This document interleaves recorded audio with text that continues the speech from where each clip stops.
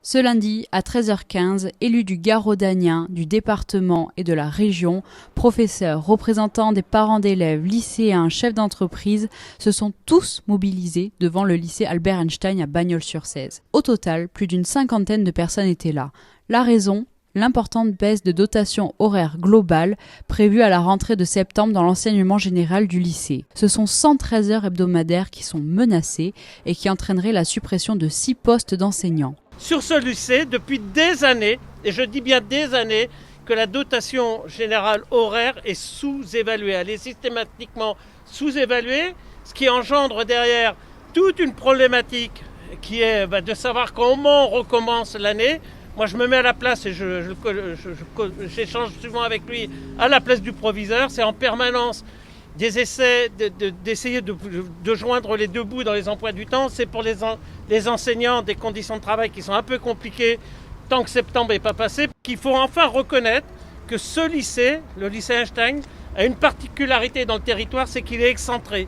Et que du fait qu'il soit excentré, il faut y accorder plus d'importance qu'à un lycée qui est à Nîmes ou à Montpellier. Parmi les postes menacés, il y a notamment les mathématiques et l'option sciences de l'ingénieur, des matières pourtant tournées vers l'offre d'emploi disponible sur le territoire du Gard rhodanien.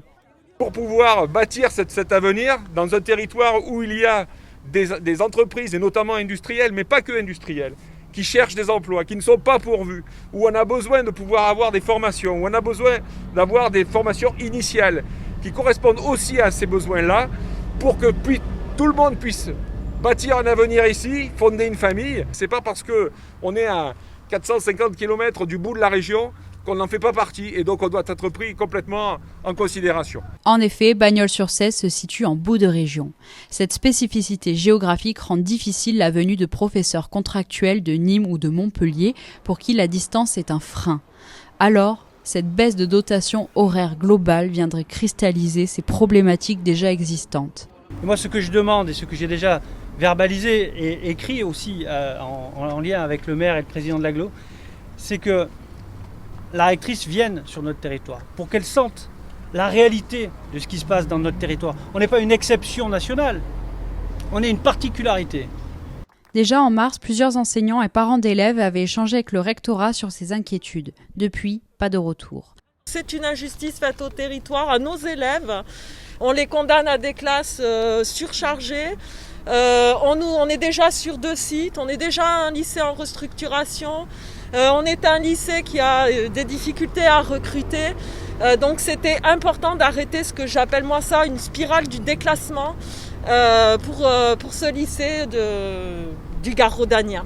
Au-delà du panel d'options qui va baisser et des effectifs des classes qui vont être encore chargés, les élèves s'inquiètent pour leur orientation et leur avenir professionnel.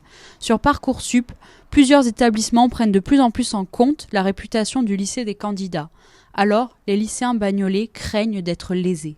On demande simplement que les élèves de Bagnols-sur-Cèze aient autant de chances de réussir que les élèves de Nîmes ou de Montpellier, qu'ils aient accès à une éducation décente, avec des professeurs qui sont là pour les accompagner, pour qu'ils puissent réussir leur projet professionnel.